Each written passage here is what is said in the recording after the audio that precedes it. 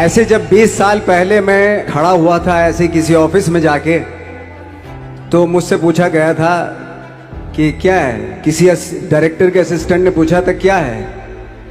मैंने कहा एक्टर हैं। बोले दिखने से तो लगते नहीं हो एक्टर हो। तो क्या होता था कि इंडस्ट्री में हमेशा ये चलन था कि एक्टर हीरो जो होता है वो 6 फुट का होता है और गोरा होता है और लंबा चौड़ा बल्ले छल्ले होते हैं। मतलब हम तो बस ऐसे ही चले गए थे, ऐसा समझता था वो। और शिप्रा, मैं आपको यकीन दिलाना चाहता हूं इस चीज का कि मेरे खुद के रिश्तेदारों ने भी, जब मैंने उनसे इच्छा जाहिर की कि मैं एक्टर बनना चाहता हूं, तो उन्होंने भी मुझे डीमोरलाइज किया कि पहले शक्ल तो देख ले अपनी, क्योंकि 5 फुट का छोटा पतला दुबला सा आदमी, काला कलूटा। मुझे खुद को पता नहीं था कि इंडस्ट्री में मेरा क्या हाल होगा, बट एक जिद थी और हजारों लाखों, मतलब सालों साल से इंडस्ट्री में सिर्फ यही चलन था कि एक्टर तो, हीरो तो जो है ऐसा होता है। लेकिन सब ऑड सिचुएशंस के बावजूद भी गए।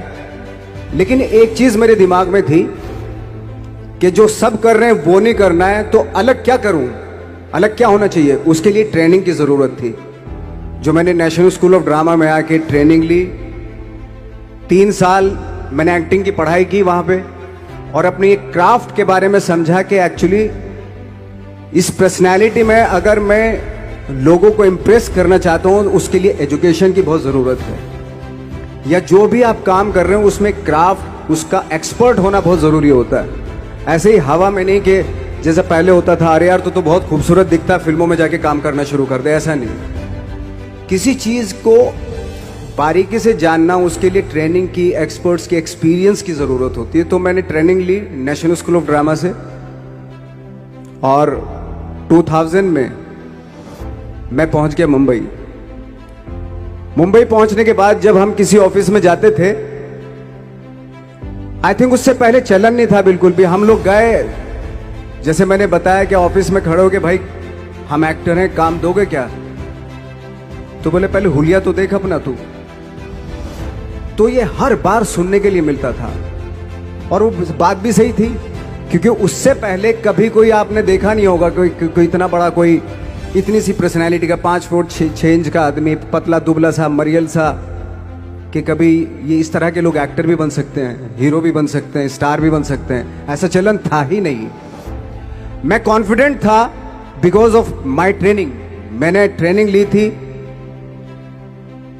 और अपनी क्राफ्ट के बारे में बहुत अच्छे से जानता था मैं, और उस चीज का सिर्फ कॉन्फिडेंस था मुझे कि आज नहीं तो कल, कल नहीं तो परसों, या 10 साल या 20 साल या 30 साल के बाद नंबर जरूर आएगा मेरा। मैंने कभी भी अपने को टारगेट नहीं किया, टारगेट नहीं दिया मैंने कि अगर 2 साल ट्राई करके देखता हूं, उसमें अगर हो गया तो ठीक है, वरना कोई दूसरा फील्ड अपना लूंगा। ऐसा कभी नहीं। जिस चीज का पैशन होता है, जज्बा होता है,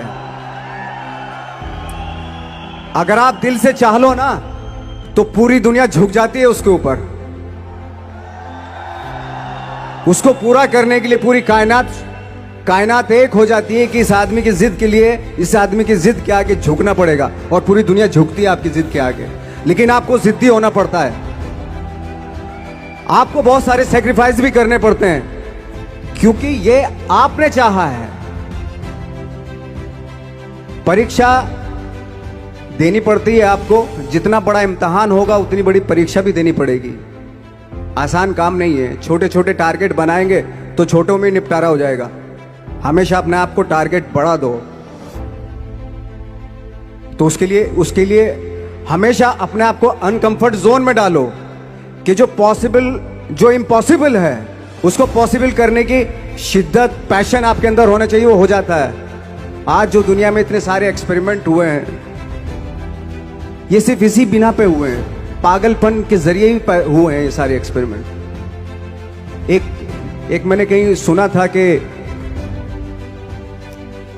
जब आप एक्सपेरिमेंट करते हैं तो फेलियर भी होते हैं, कई बार फेलियर होते हैं। कोई एक एक्सपेरिमेंट करने के लिए, कोई एक चीज करने के लिए बहुत बार हमने भी झेला है, बहुत बार फेलियर हुए हम लोग।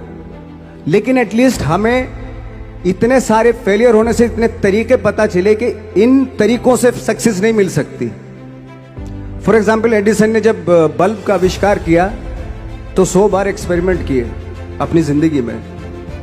100 बार एक्सपेरिमेंट करने के बाद जब उसको पता चला कि अरे फॉर्मूला तो ये था बल्ब बनाने का, तो एटलीस्ट उसको ये, उसके साथ साथ उसको ये भी पता चला कि 100 जो तरीके हैं, 100 तरीकों से बल्ब नहीं बनता, ये भी पता चला उन फेलियर्स में उसको।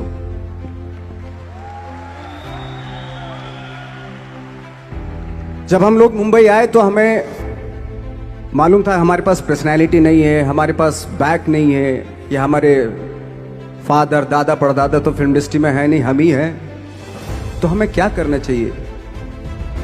इसलिए लोगों के बीच में घुसे रहते थे, आम लोगों के बीच में घुसे रहते थे, उनका एक्सपीरियंस सुनते थे, उनको ऑब्जर्व करते थे।